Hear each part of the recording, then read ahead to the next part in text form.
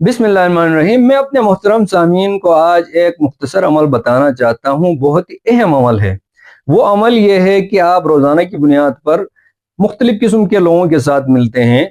उनमें से अक्सर ऐसे लोग होते हैं जो किसी न किसी बीमारी के अंदर मुब्तला होते हैं। मिसाल के तौर पर कोई शुगर का मरीज़ है, कोई ब्लड प्रेशर का मरीज़ है, कोई हार्ट का मरीज़ है, कोई किसी और बीमारी के अंदर मुब्तला होता है, कोई बीनाई से महरूम होता है, कोई समाज से महरूम होता है। अगर आप ऐसे मरीज लोगों के साथ मुलाकात के वक्त दिल ही दिल के अंदर एक मुख्तसर सी दुआ है, अल्हम्दुलिल्लाहिल्लज़ी आफ़ानी मिम्मा इब्तलाका बिही व फ़ज़्ज़लनी अला कसीरिम मिम्मन ख़लक़ तफ़ज़ीला, ये दुआ पढ़ लें।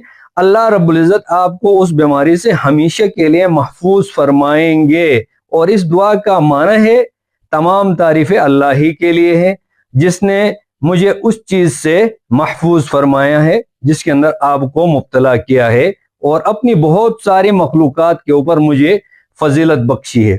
ये मुख्तसर अमल है, इसको करके देख लीजिए। इंशाअल्लाह अल्लाह रब्बुल इज़्ज़त आप जिस मरीज़ के साथ भी मिलकर ये दिल में दुआ पढ़ेंगे, अल्लाह रब्बुल इज़्ज़त आपको उस बीमारी से महफूज फरमाएंगे।